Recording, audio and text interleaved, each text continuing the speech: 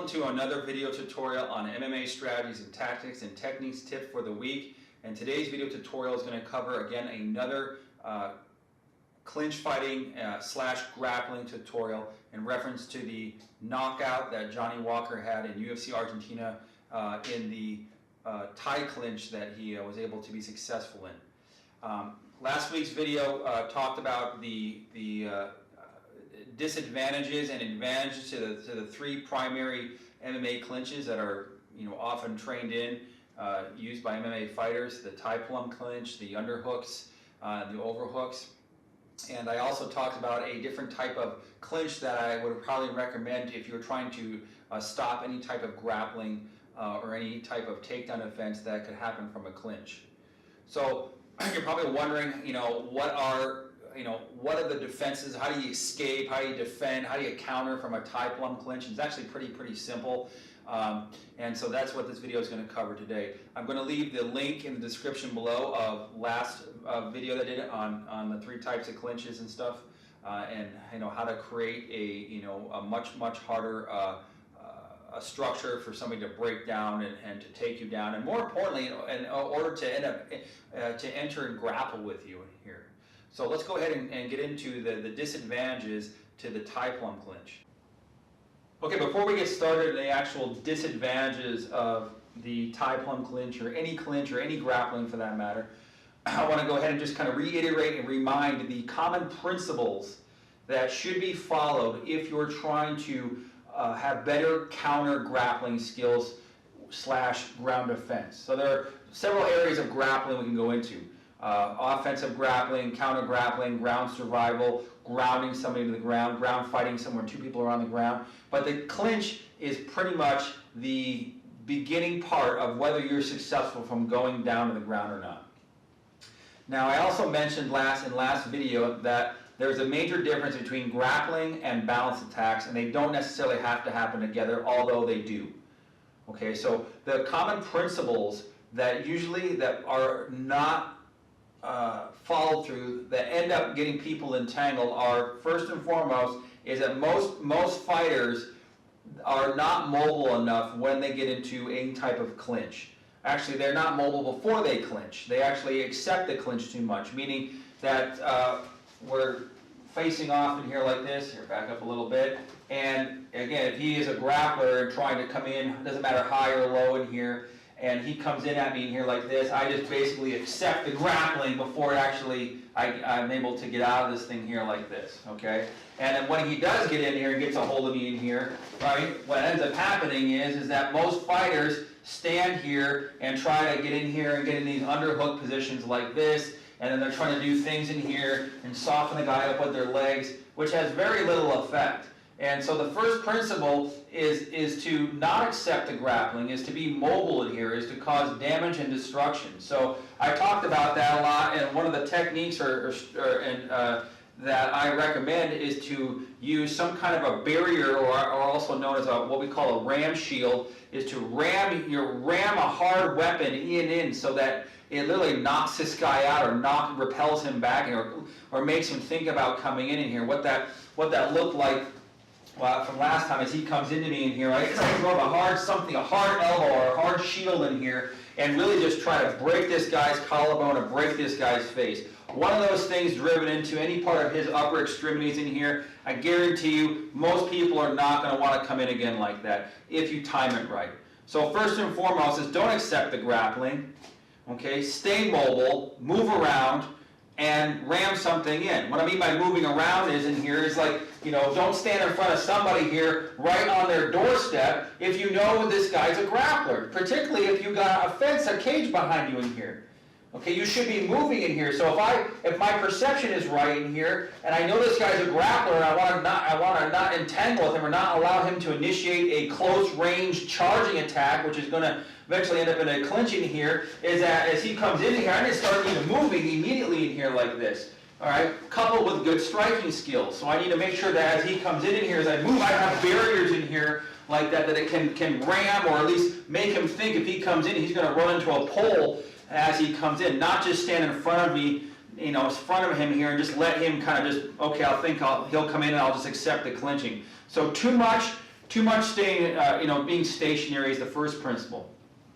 The second principle that usually gets overlooked and avoided, not avoided, is once the person gets in and he gets into the clinching here, and let's say that I'm not down here. Let's say my balance is not in jeopardy in here like this, right? And I start going to the underhooks in here. Is that what ends up happening is that I stay too entangled.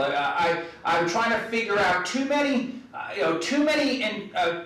counter-grappling techniques that require me to like wrap him up more in here like this. Trying to get into the Kimura defense, trying to underhook, trying to, get in here and, get on his back and stuff like that. All those things where you're too entangled is extending the time frame of this whole fight.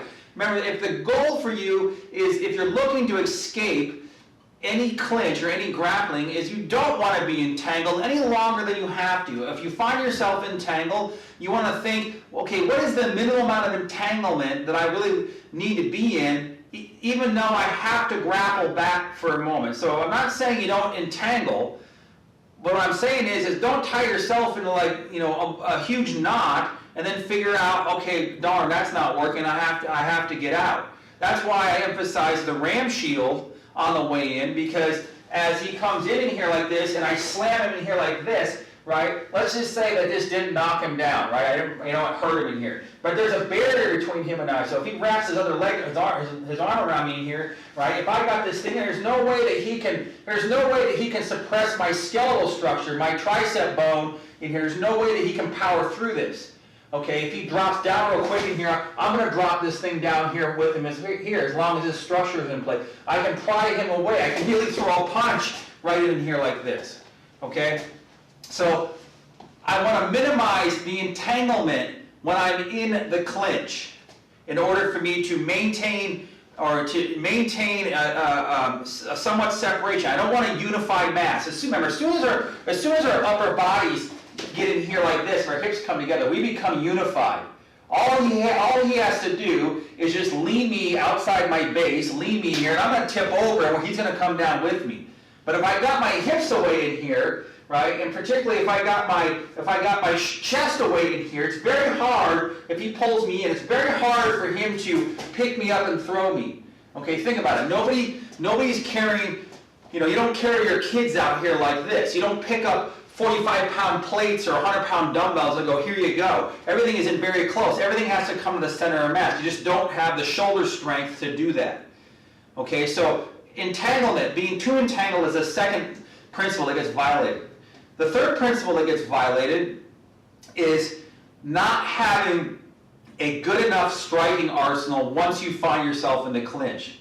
In other words, fighters rely too much on counter-grappling skills only, and they don't have a very good striking arsenal in close range or grappling situations. Often in MMA, what I find is that 99% of the fighters out there don't have any good striking skills in grappling. It just doesn't exist. What it means is that it's not trained at all, or if they do in here, and we are in some kind of a clinching thing, you'll see a lot of them just slapping each other, doing stuff like this, and nothing, they're not effective in here. You have to be able to train in however you end up in the clinch, assuming your arms are free. You've got to have good striking skills in here to really get a person to think, well, I better let go.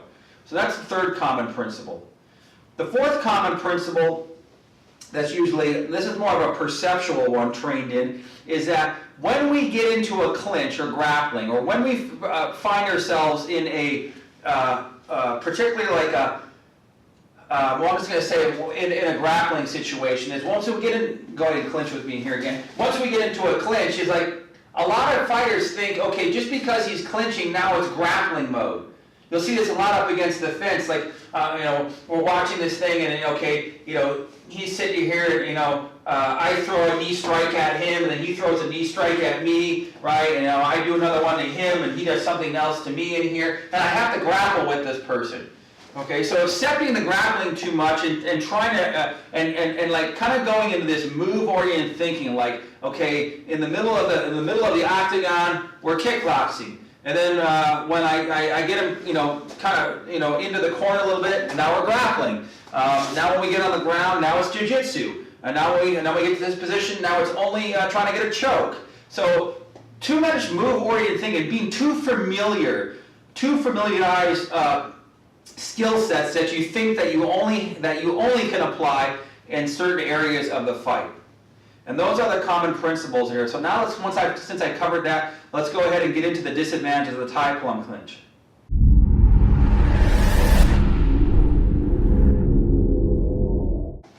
Okay, so now that I've gone over the common principles that are usually neglected to avoid any grappling or any clinching, let's go ahead now and get into the disadvantages of the Thai Plum Clinch, or any clinch that primarily doesn't focus on what I'm about to say.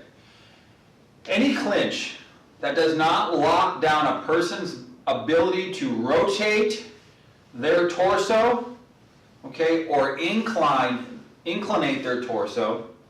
Okay, so if they can rotate their torso, if they can rock or use inclination, right, to generate force, basically, and their arms are free, any clinch is going to be a disadvantage because you have no ability to stop their ability to transfer power, especially if their arms are free. Okay, so it doesn't matter who does the Thai Plum Clinch. It doesn't matter how big and strong somebody is. What matters is that if you find yourself in there, hopefully that you did what I was talking about, and you rammed him with a shield or hit him on the way in. Good striking skills that can provide a barrier. If you find yourself in there, okay, you still need to adhere to the principles. Actually, the Thai Plum Clinch is probably the easiest, in my opinion, to get out of because the guy doing it doesn't realize how many disadvantages he's into, because grappling is about energy, a connection of energy, and about tactile sensitivity more than it is about moves. Okay, it's more about what he's doing than it is about what you're doing. So he puts me in the Thai Plum Clinch, okay, in here, right? So hopefully the camera can pick this up, all right? So he's got me in here like this. So let's say I'm in here. You grab my neck, and we find ourselves in here. Okay. So I made a mistake. I wasn't able to be successful. Okay. Now because he's either gable gripping his arms or clasping his arms in here, trying to his hands in here like this. Okay. I just can't obviously pull out. All right. And he's trying to pull my head or pull his weight down, make me carry his weight. Okay. So you can stand up a little taller just for the camera in here video. One of the disadvantages right off the bat that he has is his arms are entangled. He's actually entangled with himself a lot more. And I can feel that because a lot of his epidermis is on my body. Okay? So that's one of the principles he's already I talked about. He's very entangled, right? As opposed to if he let his hands up and just kind of grab you like this, he's not as entangled as much. He can pull his hands away more freely in here. But when he gets me in this hand and pinches his elbows in here like this, he's got himself more entangled. The other disadvantage is that because his arms are entangled, it's going to be much harder for him to pull his arms away and strike me, and I know that. Okay? So the Thai Plum Clinch focuses more on his striking with his knees in here, and I know that ahead of time. Okay, so what I'm going to do is one of the things that you can do is if a person grabs you in here, okay, is to become perceptually aware so you don't get kneed, is to drive your legs in here like this. It's going to be very hard for him to throw a knee strike, right, even if it's off the rear leg, right? So if we turn this way for a second, we're in the same stance, and he throws his left leg, his boom in here, right, I can literally jam him like this, like he's jammed already. But if I'm sitting back here like this, he can really haul into me. Okay, but this is not a very good position either. Okay, so let's go back this way for a second, right? So I want to jam him. I want to get my lead leg in here somewhere in between. You're going to have to use your vision in here to see around his arms in here, all right? So another disadvantage of him, because Thai Plum relies on the knees a lot, is that he's vulnerable to a balance attack immediately, right?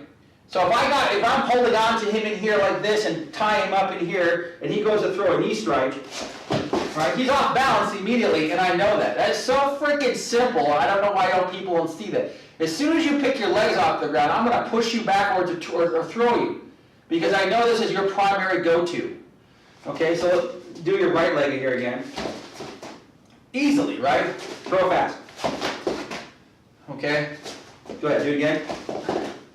So it's very hard, much harder for him to strike with his knees, because he's got to capture his balance. So there's one major disadvantage of it right there. Okay, let's turn this way here. Another major disadvantage, okay, here, is that since his elbows are pulled in like this, okay, it's much harder, his arms are locked up. My arms are free. So remember what I said about rotating? Man, I can haul off and clock the crap out of this guy, any guy who puts me in this thing. Right? He's in here like this. I mean, I got hellacious body punches in here. There's nothing he can do about it if he's so focused on this in here, like so. Okay? I mean, I can come right over the top with a hard cross. Okay? There's an elbow in here. My arms are much more free than his. Okay? Plus, I can grab and pinch down, okay, here, and drive something into his face right away. Right? See that response? Right? So he's in here, pull me around a little bit. All right? Drive in here like this. Right? There's a barrier, there's a shield right here. Right? There's more space right now to drive a shot in from here. So those are some advantages right off the bat from that. Okay? So let's go ahead and see some other disadvantages of the Thai Plum Clinch and how to counter out of it.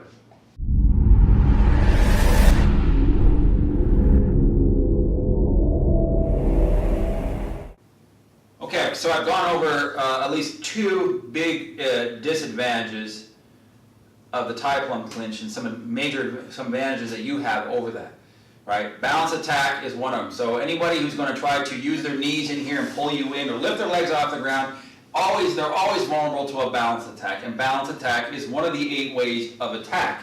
So if you're going to use balance attack, it's best a lot of times to use it in a grappling situation because you're going to have to grab a little bit. Okay, but you notice I didn't have to get in here and underhook him and get all entangled. I just shoved him backwards in here. So the moment he's off balance, right, in here, and he goes to throw a knee, and he's off balance, right, so the moment that happens again in here, boom, right, I push him back, look at this, whop, there's a hard shot right there. He can't stop it. That's another thing, okay? Another disadvantage is that, when he's off balance like this, let's say he's off balance, he's not thinking about punching me.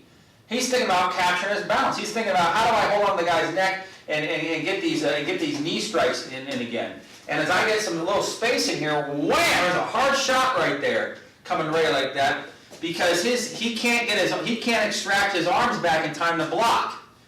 Okay, which is why I emphasized in the last video the shield clinch in here and let's turn this way for a second, and about locking down on a guy like this. And why if you lock down on here and you pull his head in, not the wrestler tie-up, a little different here, but lock down and step off line, it's much harder for him to rotate. Okay? So I have the ability to rotate and incline back and forth when I'm in that Thai clinch. Okay? He doesn't so much. All right? Now, so here's some of the other disadvantages of this. One of the other disadvantages of him being in here is that since he's got me like this, let's say I shove something in his face immediately, right? I just drive a forearm, right, or a shield in his face. All I got to do is just go underneath this thing in here like that. I can weave basically right underneath this thing. Okay? If you guys are so worried about getting kneed in here like this and you haven't broken away in here, right, one of the things you can do, actually let me do it from this way in here, is he brings a knee into play, throw a knee, or with a drop of an elbow, go ahead, right, into those things in here, right? That's going to at least cause some pain in here like that. But you shouldn't even have to really do that. Your arm should still be focused more about what he's doing up top. Okay, so balance attacks, he's vulnerable to being struck in the face. He's vulnerable to being struck in the throat. Hellacious body shots, we talked about in here. Right? So we're in here like this. I mean, there's nothing that he can stop from here like this. And I don't know why fighters just don't even get into that. They're so focused on just, they have no answer for it. So if you want to know, for all of you, again, who want to have a defense or escape, that's what you need to do in concept, what I just showed you. Okay? Now, let's go back this way again. When someone puts me in the Thai Plum Clinch, and if I want to play around here in the drill, the way I kind of grab back in here is I'll neck hook him and I'll drop this elbow down on top like this. Okay, so he can't pull his arms out quite as easily. And see, I'm on top, so I easily have access in here like this. A short right angle cross, right? In here, a hook, an elbow in here, right? I can come underneath without even pulling away. Look at this. Underneath in here, shovel punch to the throat. I mean, it's going to happen so fast, there's no way he's going to stop it in here like that, right? Down here like so, right? If he starts to kind of use this arm to kind of block, a little bit, what I can do is, is just come underneath and I come on here and switch into this shield in here. And now let's turn this way. Now I'm into that shield clinch again. Okay, if he wings his elbow out to block in here, right? The other thing is, so from here I just kind of pull in like this, looking between his arms and outside mine to watch out for his legs. See, I'm sitting back, my stance is in a strong position in here. So like the one with the Johnny Walker thing, he kind of walked the guy backwards in here, and this guy is like sitting there holding on my neck hard. He's like trying to pull out when he should just drove into the guy in hard real like that. That would have solved that problem real fast. All these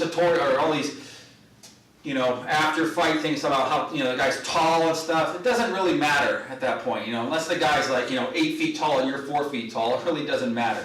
So again, quickly in here, right? So if he's trying to walk me backwards, I'm just going to drive again. I'm going to drive something into him to make him think, what the hell is this in here, right? Boom, right? There's a punch, right? Boom, and there's a hit there, right? It's done. Okay? If I can't, he's trying to walk me backwards, I'm going to drive a shield in here like this, look at this, whomp on. I mean, he's technically kind of providing a barrier for me. He's actually doing me a favor in here, right? This is a lot better. I'd rather be like this, and then be and then this. I don't want an over-under in here. I'd rather not be like this. I'd rather be in this thing because he just provides a barrier. I just kind of, help him out a little bit. So I can drive into his face in here, right, just to get him distracted. Right over the top, boom, right in here, boom, in here, right, whomp, right, boom, right. This is done. So it's really not that freaking hard to figure out how to avoid these things, right?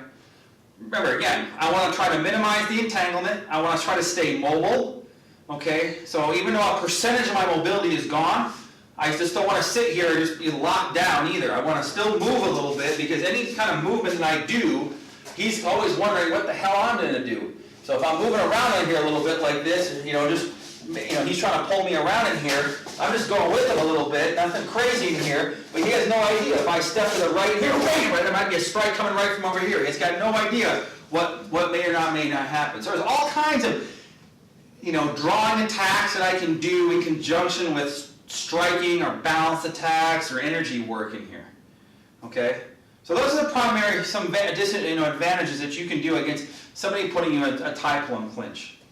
Okay, now that I've gave you a lot of the global, mistakes that you can make in grappling, and also the disadvantage of the Thai Plum Clinch, and some of the, major things that you could do to a person that puts you in there.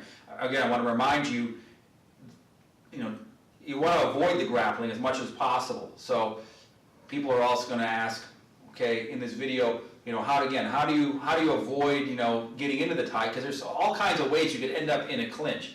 The bottom line is, again, this is about, marketing the counter, the grappling defense, ground defense, and clinch defense, and going to the ground. So the two big things are you want to use a ram shield going in. Okay, so a lot of the fighters and stuff here, back up a little bit. They're throwing wild punches, and the guy ducks underneath and comes in against the grappler. Why are you throwing a wild, stupid haymaker like that? For whatever reason, haymakers seem to be the trendy punch of MMA.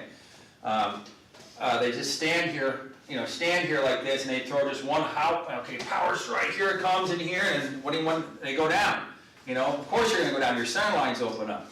So my recommendation is to use the ram shield. And again, I'll put some of the links to the Ram Shield and other clinching videos in the description in here, so you can see those. But basically, any shield or a Ram Shield in here is I am going to stay hidden behind my. Basically, these are my shields, right? My arms are my shields in here like this, and I'm going to try to drive a hard, one arm or two arm kind of forward thrust into this person's vital targets. In this case, we're just kind of do it off the one arm in here because it's quicker to kind of deliver. So what that means, I don't care if he's throwing a punch at me or if he's just coming in to shoot and tackle in here. As he comes in, boom, right? I'm driving in to meet this guy head. I want to cause damage. Okay, so that's how I enter into any clinching situation. If he wants to clinch, he's got to slam into that. All right, so do it a little higher in here. So he comes in here, boom, like this, like that. Right? I'm going to wrap him up in here. I'm going to clinch and lock down this arm in here. Okay, so let's do it from this side. So the Ram Shield turns into the shield clinch if the Ram Shield fails to knock him unconscious. So it comes again in here, right? Boom, drive this in, right? Slam, right? Clinch this arm in here like this, lock down in here, and kind of step offline. And in a split second, that's going to happen. That's what's happening here, like this, right? I'm not necessarily going to try to, to come under here and neck hook him like this, although I may have to if the Ram Shield fails. So now I'm going to extend the time frame, and I'm going to be more entangled because I have to. And that's, if you have to do it, then that's a tactical reason to do so. If you're just doing it because it's in your, in your grappling manual, and you're just doing it as move-oriented thinking, because it's familiar, then it would be wrong, because you're not looking at the quickest way up the mountain. So I would be locked down in here like this, overhooked in here, or if I have to underhook him, but I like to overhook because I got his arm trapped. I could really hit him, boom, hard in here, from here like this, right?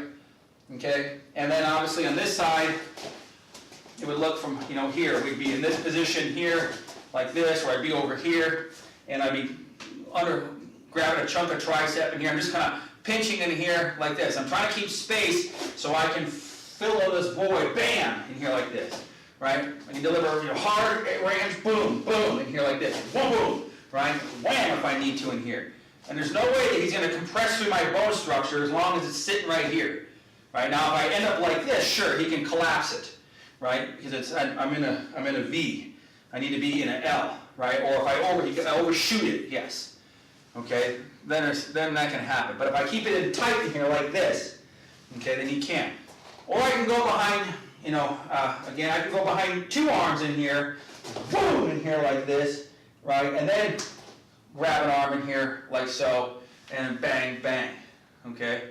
If he really drops down and tries to go down low like this, and I seem to not be able to this, I might have to abandon this thing in here, and get him into a front headlock for a second, right? But again, a lot of that's going to be feeling and minimizing the energy entanglement so we can really, get a hard strike and that's non-telegraphic. Okay, so that's it for today's tutorial. I hope that helped in here. It's a continuation on the grappling, so go ahead and please leave a comment, subscribe if you haven't already, and again, look for the other links, the previous grappling, videos on the shield, clinching, in the description here. Take care.